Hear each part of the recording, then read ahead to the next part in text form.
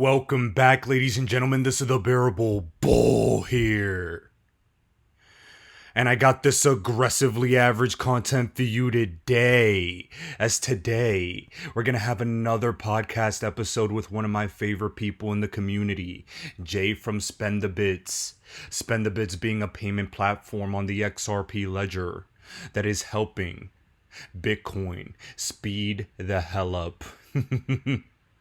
Seconds and time to settle, and with minimal fees. Spend the Bits is a revolutionary way for Bitcoin to be spent on the XRP ledger.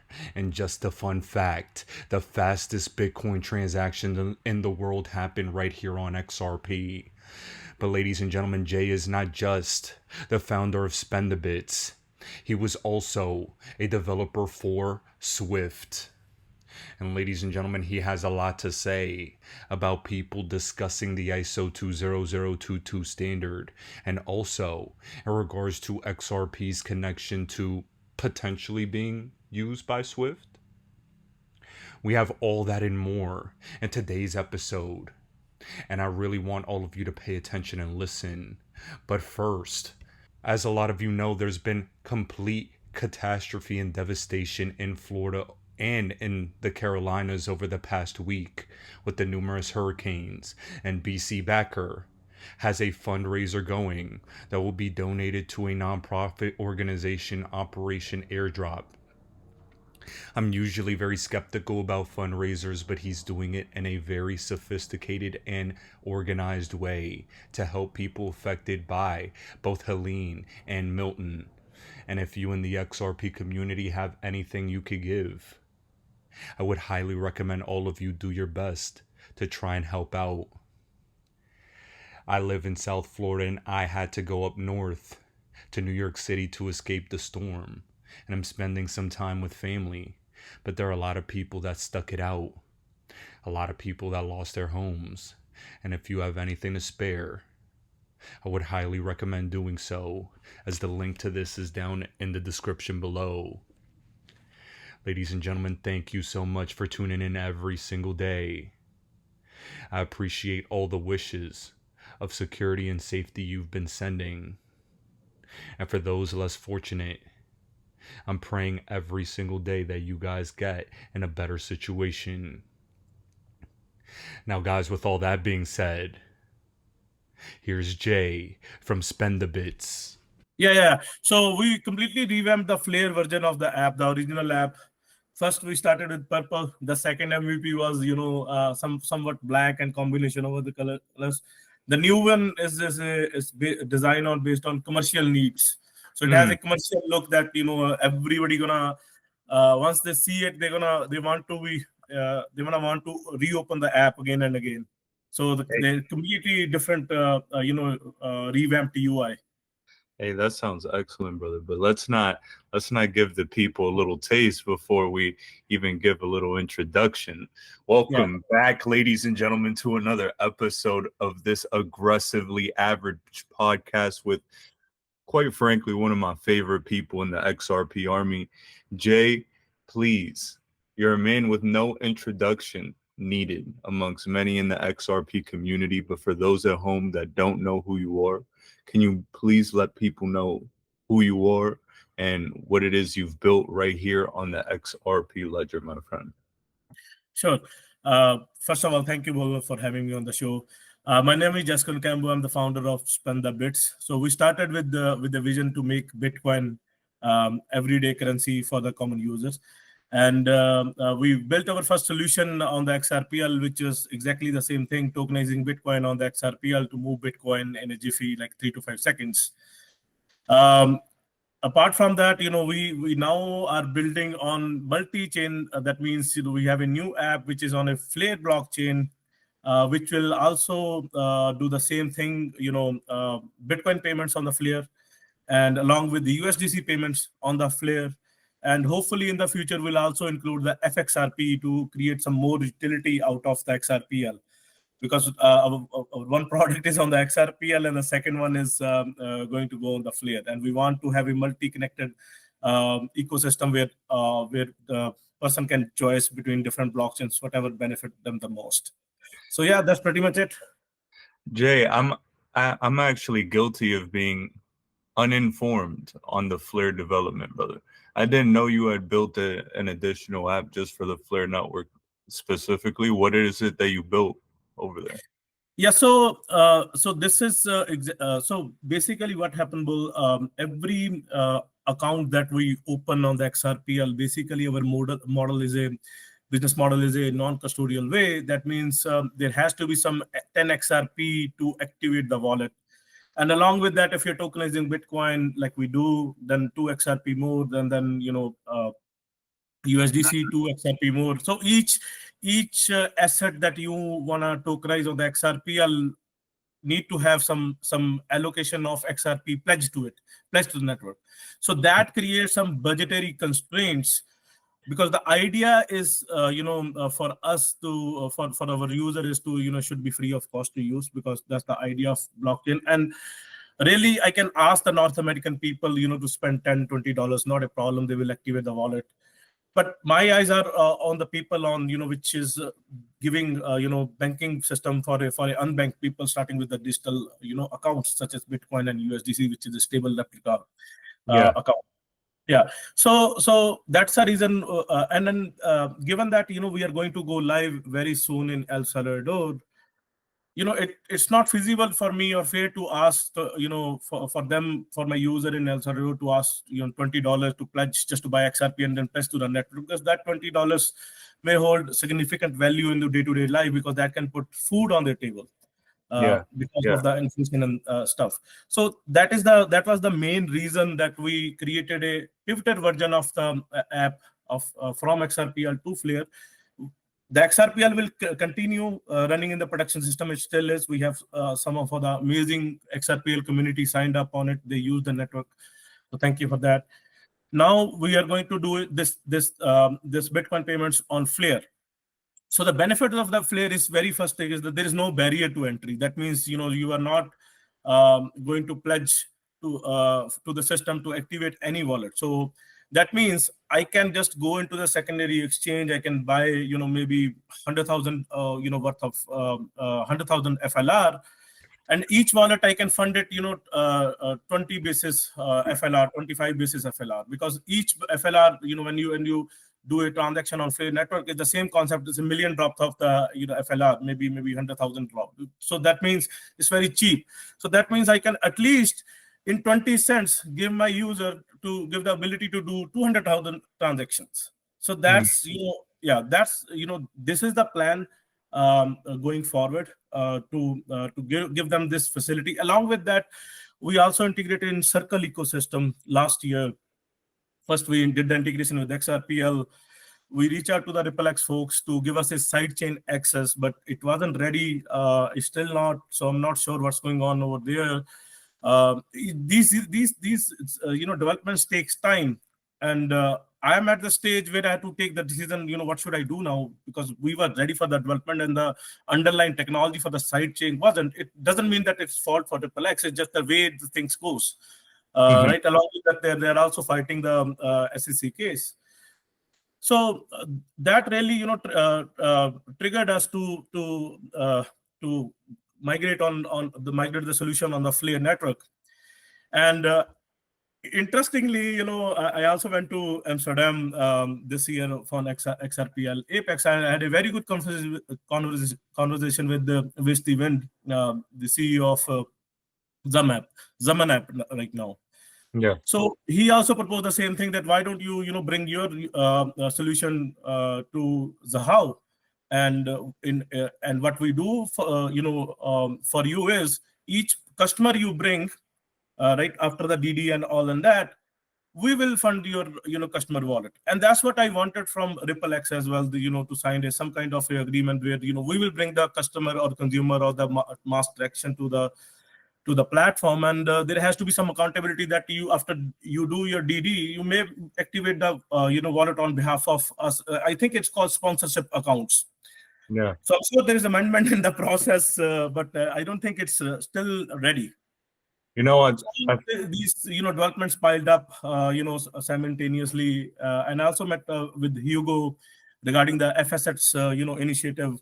So we was really interested, what we can achieve here, because Flare is coming out of XRPL ecosystem, and they have bridges to all the all the other ecosystem where we can tap in, and that's what the original idea for Spend the Bits was, to create a multi-chain app where you don't have to worry about what network you wanna use. You can just use it using the platform, and that's exactly what we have built. So you can move USDC dollars. So there's a partnership, ongoing partnership that is going on, where you will from the app in El Salvador, you can go from Bitcoin to US dollar, and USDC to US dollar settlement in your bank account. So that is also coming. So these are some of the developments. We've been really busy with, along with our open banking concept. I'm not sure if we even talk about that thing. So maybe that would be for a separate occasion. I'll mention. And So we could get into that one as well, but I want to make sure that people really hammer home what it is that you're doing. You just discussed how it's really important to you that that these initial wallet fees that it takes to generate a new account, that needs to be taken care of for a global scale, because 10 XRP to the average American, right? It's like that's nothing. That's what, $5? Anyone can afford them, but across the world, that gets to be much more expensive. And I think thinking about the entire world in mind, and as opposed to just more westernized mindset and economy, is very important. And I'm really glad you said that. And also, to be starting up in El Salvador is fantastic to hear too. I'm actually curious, just a side note, to see if you've heard this, that the IMF is beginning to be more and more critical about El Salvador, specifically with all their Bitcoin adoption and having Bitcoin essentially as on their books as a country, right? I'm curious to know what that sounds. Do you see any headwinds that'll be falling? Because with your technology, you're going to be a major player in making sure mass adoption comes to not just these smaller countries, but inevitably like somewhere like here in America as well. Yeah, well, I'm not sure about the opinion about IMF, whatever they're entitled to think, because they are the one who's running the show. But they haven't studied the full concept of Bitcoin as well. What it is, what makes it very special, and having El Salvador having Bitcoin on their balance sheet, I think they are going to do very well. And then people on the higher stake may not like it from the way their country GDP will grow. Mm-hmm. And I'm also bullish on Bitcoin. This is just a starting point, in the overall picture of technologically change era. This is just a starting point of transformation that is going to happen in the next decade or two, right? So this is just a beginning point for mass adoption. The moment it's getting more and more mass adopted, Bitcoin or any other digital asset, guess what? They're gonna do, whoever holds them, whether it's a retail investor or a government or a institution, they're all gonna do well. And I think they just have to cope with it. Now, something that a lot of other people don't necessarily know about you as well is that you used to work for Swift, correct? Yes. So I was involved in the MX Rails ISO 2002 upgrades. So I was working with the regional bank, with the Bank of Canada. There was other players as well for Swift. Yes, ISO 200 implementation. And just because I think it's so important, people at home kind of know exactly what that means. Like, what does that implementation look like? A lot of people link this to XRP and XRP being used by Swift. The other day, we just heard that Swift is looking to use digital assets as well. Like, what does this all mean from someone who was in it? You were in there. Yeah, and well, I'm gonna be very honest about it. Maybe some of our viewer may not be liking this, but there's no XRP involved in whole of the Swift ecosystem. I've been in there for 4 years, especially the given time when there was so much speculation that XRP is being used in ISO 2022. No, it's not. So they have their own proprietary system, the Swift GPI. There are other system too. It's very efficient, and that is just to upgrade the rails from MT101, MT103 to 202. That means customer transaction, and MT202 to MT2 covered. And there are other payment types which I won't name. That's B2B, bank to bank. So that's just a MX is nothing but a better data readability into the same message, but it's a data heavy package in the format of JSON, right? And that's pretty much it. And some of the tags are there for compliance reason, this and that. But basically, it's the more data oriented system, which is the ISO 2022 is. I'm not sure, whether any digital asset will come into play for that, except for some of the blockchain that are publicly working with the Swift system. That is, I think R3, Coda, and Quant system. I believe they are the one who are going to play a bigger role in part of those transactions, because I just saw a news yesterday that Swift is going to do a trail of transactions in 2025 over digital asset. Maybe maybe they're gonna use CCIP. Maybe they won't use anything else, right? So we are at a pivotal point where it's up to the Swift, which or the player that is going to work. But whatever they do, we need a concrete proof. So far, from inside, I haven't seen anything that is getting utilized. They have their own private blockchains, every system where they do their own messaging stuff. Now, this is why I appreciate you specifically.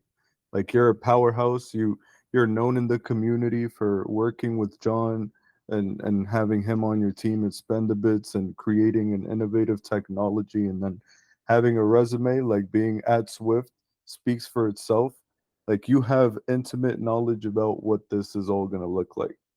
And I'll be here and I'll bring you on and you'll say these things, and someone in the comments will say, "Bull, you're fudding XRP. You've lost faith. Fuck you. It's over. I'm done. I'm selling it all." And this isn't what you're here for. The reason you're here is to let people know, despite the fact that maybe a specific use case we thought XRP was going to be a part of, maybe that's not exactly what it's going to be. That doesn't mean it's a bad thing right now. You just mentioned a coin like Quant, for example.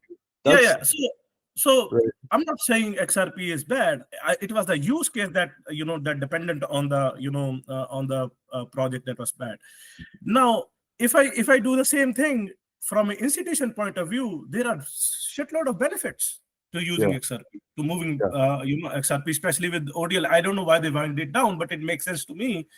But the same thing can be accomplished by any stable coin, which is why I think Ripple is going to launch the RLUSD, which is going to be a value of it won't be a value of transaction, because this is not a native token on the XRPL.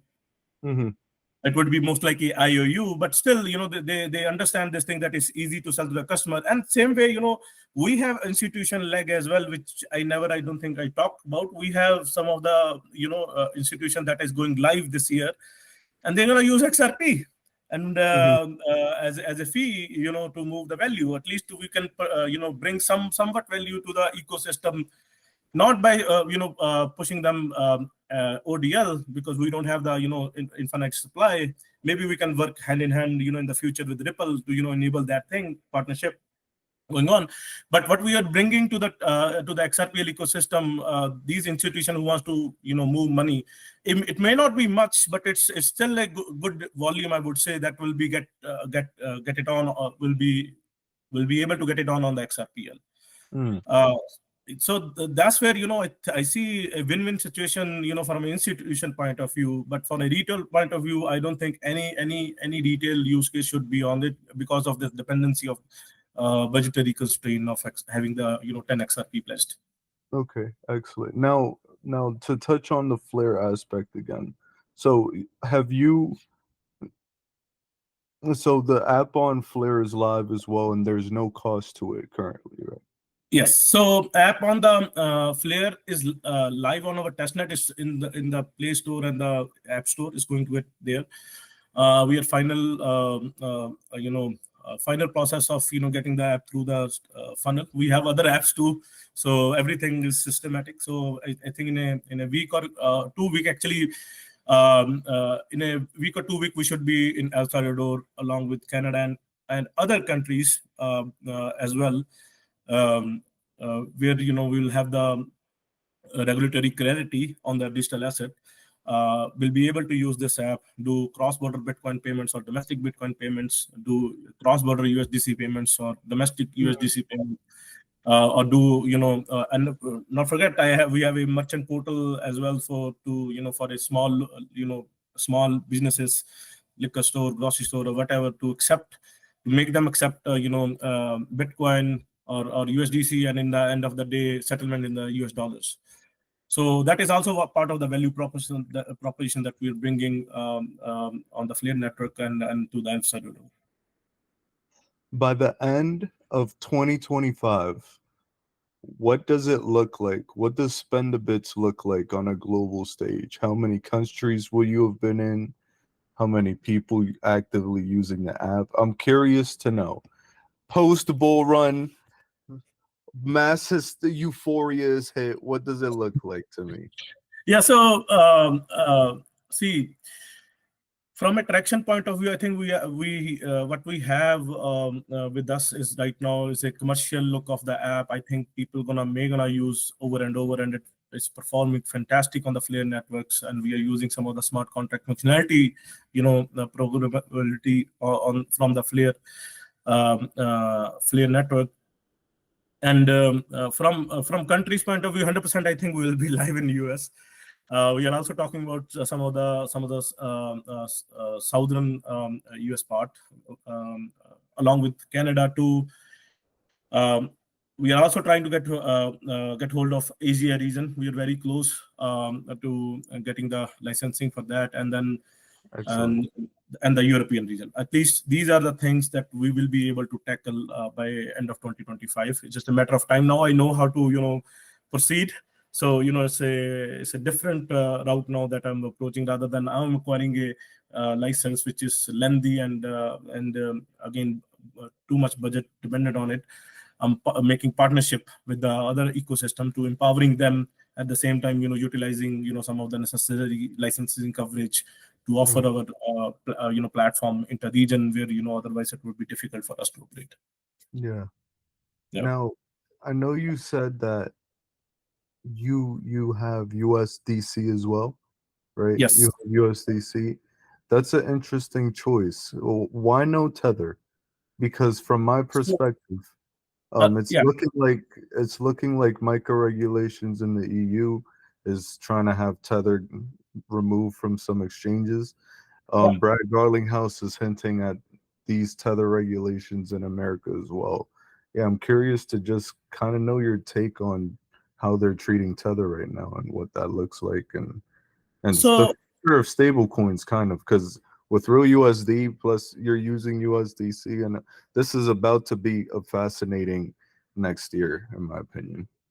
Yeah, so I think in January I got an email from one of our exchange partners that hey, we are going to delist USDT from the platform, and you may not be able to offer it. I said, why not?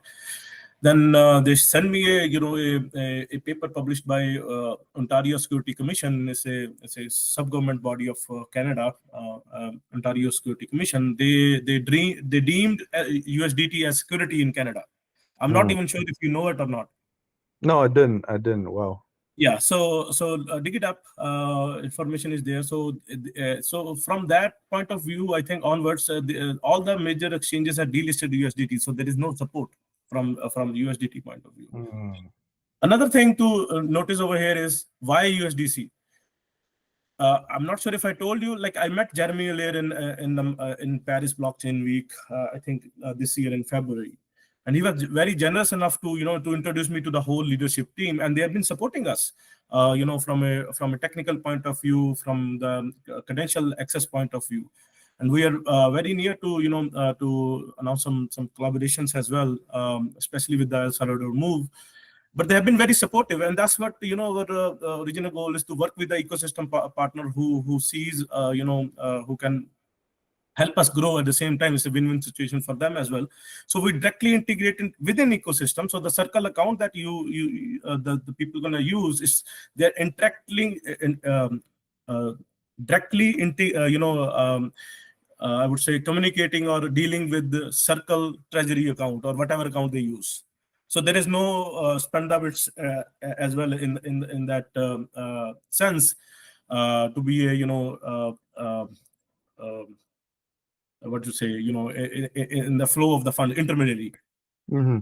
So that's just that P2P dealing with you guys with the Circle, and Circle has some reputation. They've been publishing audit report. Versus for USDT, I haven't got any response back from any of the ecosystem which we reached out to. So it's not that we don't want to build. It's just once first of all they need to comply with the law. That's the only way I think, especially spend the bits, will be able to offer it. Otherwise, there's no point of fighting the corruption on the government scale, because we will run out of money and they won't. Right? It's a clear attack. You see, what's going on with Ripple. The SEC sue the appeal. Why? Like, it doesn't make any sense. Yeah. Yeah, there has to be some personal motive behind it. You don't do this kind of stuff harm to one ecosystem and you let it grow the other ecosystem and see your friends building on the platform. That's just that's not fair. And Yeah. Gary Gensler will come to the TV and say we want a fair and efficient market. How are you gonna do this if you are giving you're giving the pass to your friends? And you're denying the entry for the adoption to one ecosystem player who is very prominent in this space, for this kind of activities, for payments and cross-border payments. So it doesn't make sense why I feel very sorry for XRPL developers, including myself, and for the other community members who has been a part of this XRPL from quite a bit time. It's not easy to pledge your loyalty to the ecosystem without any returns. And so far, if you compare to other ecosystem, Oh, it's night and day. It's why Yeah. we are the only one who get hit the hardest. It's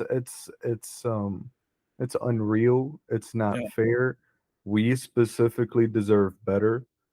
I believe this is an incredible community of people, very intelligent. I saw Matt Hamilton just debating with Da Vinci just I think yesterday it was, and he just took him to town just on pure intellect, knowledge. How does the XRPL work versus Bitcoin as a payment system? It's night and day. You can't compete, but this is what we get, and it's we got laughed at for it, we suffered for it because of the unjust legal process, and the punishment is really the process that we went through. It's not that we were guilty of fraud or we were guilty of a crime or anyone got harmed. It was just we spent 4 years and we're still here, and they appealed and they want a little more money. Let's squeeze this thing one more time. And community is being the collateral of all of this, right? Because we are the one who faces all of this. Even though Ripple is fighting and SEC is also fighting, but community is the one who's taking the toll on this. $1 billion wars, my friend. $1 billion wars. We're just the collateral damage, unfortunately. Yeah, exactly. And and even in Canada, it's not been easy even for me. Like I said, the whole reason that we announced the Cash App is that will follow the open banking principles, because we were denied banking. As a Canadian, it's my right to get a bank account. If I'm doing something wrong, you come out and talk to me. You said Jay, you are doing this and wrong. We are getting the license. We are obeying the law, whatever it is there. We are following all the regulations and policies. Still, we are not able to get a bank account. What the hell? Yeah. Right, so that I think project STB Cash is going to be a tremendous hit in Canada, because it's it's based on the principles of UPI payments, cash app payments, but having the Tiger Beetle inbuilt to it. That means we can process 1 million transactions per second. Look at that. right? So and that is going to go live. It's already live. It's just we are building with Tiger Beetle behind the scenes, and it's gonna take, I think, a couple of more months for us to to complete the whole integration part. But after that, our centralized app will do million transaction per second, Yeah. right? So With and this is yeah. with hopefully much higher values, right? Bitcoin will be higher, XRP hopefully will be much higher, and Yeah. with when the price increases, just overall adoption increases, people want to be a part. And I guess what I'll ask and leave you with is yeah, where do you think Bitcoin is going to go this cycle, and where do you think XRP could go from the most responsible developer speak you could possibly give, Jay? I don't want to get you in trouble now. Okay, this is purely speculation. But yeah. On both of the assets. So I Yeah. think it's gonna go 100K to 250 Bitcoin, Yeah, I can see and XRP I think $5 to $10. that's great. I'll take it. I'll take it. I'll Can't take we it all too. take it? You know, I think it could go a little higher. I'll say like I say See, once yeah, XRP start moving, it's very hard for it to trace, as long as we don't have any escrow period open up at that during that time. I think we yeah. should be good. Yeah, I think we should be good too. Yeah. Yeah, we should be good. But hey, brother, if you have anything else you wanted to Yeah. bring, So, Bull, I also have a the new app ready. If I absolutely yes, let me share my screen and quickly show you. I think the community gonna love it, especially the Flare community and the XRPL community. So, let me share my screen, and you let me know when you're able to see my screen. absolutely yeah. So now we have different apps in the production system and the other internal ecosystem, which are totally blockchain based. Some are non-blockchain based. So we are chasing government. How long you gonna lie to us? If especially with the de-risking and risking thing. They said blockchain is risky. I said okay, let's de-risk it. Let's do a centralized app. Now we have de-risked risk the app. Let's see how the conversation goes. But ultimately, for this cash app vision is to 100% to follow the open banking principle. But here is a new Flare app that we just going to release in El Salvador. Brand new UI. So you can see your dashboard page, Mm-hmm. and your some of the transaction. You will also be able to see if you requested the funds on the blockchain, which blockchain was it, Avalanche, and you can go into the source of truth on the different blockchains. So and we are moving some of the, again I'll show you a live demo as well. We are moving USDC on cost and smart executing the smart contracts and stuff. So it's a combination of all the ecosystem within this app. And then if I go deposit, obviously we have the Bitcoin mainnet address where you can deposit your Bitcoin. And for USDC, look at the chains we have integrated. So you can do cross chain, CCTP cross chain transfer protocol. So to bring funds from Avalanche, have it withdrawals on Avalanche, Solana, Arbor, OP, wherever you need it, where you want to do some DeFi activities or whatnot, or you, to pay someone, and you deposit, you withdraw to some different blockchain that, but you have deposited from Avalanche, but you still be able to withdraw it on Solana. So that's the beauty of CCTP, that that connecting different blockchains, even though your wallet balance was on different blockchains, and adjusting those blocks along the way. So it's very interesting technology. And let me show you the one of the payment. This is the payment page, And completely new. that's the interoperability we need to see, brother. Yeah. That's how the whole space grows. Yes. So it's breaking barriers. So why build the bridges if why build the walls if you can build bridges? So here, like let me show you. So I'll just scan the QR code. Same principle. The paste string concept that we have. You can also search it if you want to search the paste string, and just just select the amount. Follow the screen prompt. It's very easy to follow through this payment. So let me just open up. In production, you will get the OTP on the mobile cell phone, or whatever number you registered with. So you submit the payment. It's on the blockchain. Once the consensus is confirmed, it will send the confirmation. There you go. The transaction has been settled. So USDC on Flare. Same way you can move. So this is the proof of truth. Don't just take my word for it. So you click on view detail, and you will show. We have moved USDC on the Flare blockchain. Here, USDC token. And how much time did that take to confirm? I think it took around 1.4 seconds. Here. Amazing. Yeah. Amazing. We was able to move it. Same way we can move the Bitcoin too. So just scan and pay. And this is the new wallet that is going live. I think people are gonna really like the wallet, especially the user phase is very easy and intuitive to use. You can also request funds, as a dynamic QR code. You can select the currency and generate your own QR code if you have some particular payment you want to accept. I think the merchant really like it. If you're selling an NFT or a coffee mug or something like that, which has a predefined price, you can just tag it a QR code, allocate a QR code to that, and then whoever scans it will be able to pay in Jiffy. And that's the whole point. Access to capital right away. And that's how it looks on mobile too? Yeah. That's the mobile app. Amazing. Yeah. That's here it is. So that's the Flare app.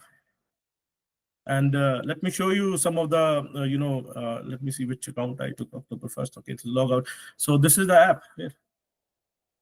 Again, when you sign up, we give the secret keys to the user. So same principle, nothing is changed. It's just the technology we wanted to have additional feature, and especially we love smart contract functionality. So we want to have something great, and this will have also a Spanish version as well. So people in El Salvador doesn't have to a barrier to understand English. If they don't understand English, that's fine. You can just use the Spanish version of the app, and it'll work the same way.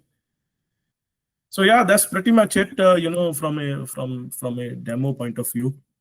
Let me know if your audience or you have any questions. I'm always available. Working with the people for the people, actually. I have one more question for you, brother. Since you're busy revolutionizing the world, what else could we be expecting from you aside from this project, this being your baby, your precious at the moment? But what else can we be expecting to see from you and innovating in the space? There is a couple of things that are also in the pipeline. First one is the lending of creating Bitcoin lending, integrating with Bitcoin lending platform, and integrating with XRP lending platform in both custodial and non-custodial way, so that even you have asset, if you don't want to spend it, that's fine, put it on some some to use, so get some money back out of it. So that part is very clear now. What we are going to in that would be our next initiative for the development in the coming year. Like I said, it's a multi-year building ecosystem, and we are still, I think, in halfway through. And another thing I think I mentioned to you last time is the AI stuff that is going to get integrated in Spend the Bits. And there would be a new startup from me called House of Intelligence, doing customized agents to power up, let's say, any legacy softwares or any legacy website. So let's say you have a website, we will make it AI compatible, so that it knows about your business, can do certain tasks about it. And if you have a legacy software, for example, accountant or anything, you have a heavy lifting of reviewing documents on maybe oil and gas, or health. Maybe you have your proprietary data you want to be stored on premises, but have the AI feature inbuilt to it, so you can pull reports and make reports on the go, do stuff, handle payroll. Everything will be agent based.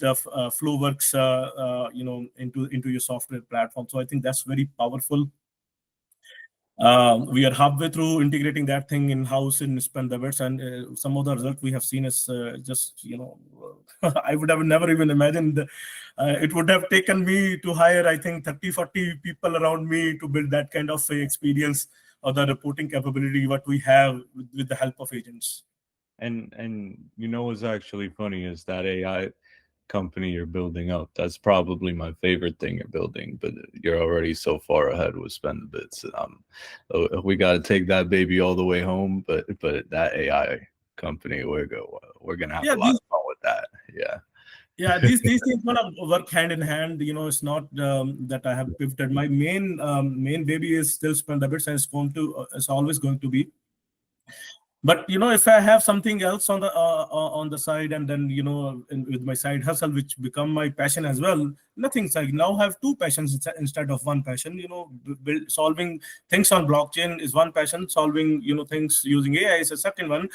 Now think about if I bring that thing on the AI, bring the AI on the blockchain, right? Integrating them, maybe a new blockchain kind of stuff, which which may happen. And it will be very powerful. Well, where I am right now, I am minting those agents. How about you are the one who the best, what you want from the agent, you mint by your own, and we'll give you the platform to use it. I think that will change the game, and that will help you accomplish certain tasks. Let's say, we have the technology right now with AI, is that we can also power up robotics. So right now, robotics are very costly. But what happened when the supply met the demand? The prices will started coming down. With the maturity period will there, and will be there in the forefront to empowering those robotics according to the customer segment. Right. So I don't know, it would be in the form of farmers or in the form of creating more efficiency in the manufacturing side of the house. So there are, like I said, potential is huge. I think that's why I'm really passionate about these things, because I see everywhere, some of the problem that I see, I can solve it and really be effective in those areas. And I don't even have to put much of the hard work around it, because I have already figured out the hardest part. Yes. Yeah. But hey, brother, I think everyone at home is excited with what you're doing. You left them with what they needed to hear, and I think what they wanted to hear too. They needed some reassurance that a lot's going on, that we're making progress with Spend the Bits as well, and I think everything you mentioned about your experience with Swift too is refreshing and honest and powerful, because you know what I love about the XRP community, brother, is that people are so well researched, and we look things up and we try really hard, but there comes a point where new information presents itself, right? Because we move from speculation to more like, okay, what's really here? And back in 2018, the Swift speculation was powerful. We were all on it. We all believed it. And now we need to be on what's being built right now, what's actually going to benefit this price. How can we focus as investors and community builders and developers like yourself to really make this ecosystem thrive? And the lawsuit's been brutal, but we're pioneers, and we've persevered through the storm. And well, just to wrap this up really quickly, is I think in 2021 or maybe 2020, I told Eddie and maybe John in 2021, I'm not going away. I'll still be building, from 5 years to 10 years from now, and we are halfway there. I'm still here building. Even though we launched an app on Flare, doesn't mean we leave XRP ecosystem. Actually, we are bringing more value to the ecosystem, XRP ecosystem, because we are bringing institution player who's going to move a lot of volume on the XRPL ecosystem. So we are here still building on it, just depending on our use case, depending on our customers, their mindset. We are pivoting, and pivoting is a good thing as long as your vision is clear, and mine is so far it's on the target. Absolutely, dude. I love you to death. Jay, you're an amazing person. We're gonna share not just drinks in Australia, but this time wherever you're at right now. That looks like Greece. We're gonna share a drink in Greece, bro. When everything's said and done. I love you to death, man, and thank you for taking the time. As Sounds always. good. Sounds good. I think next year we'll catch up and drink. Yes, sir. Yes, sir. Yeah. But all right. Home, thank you so much.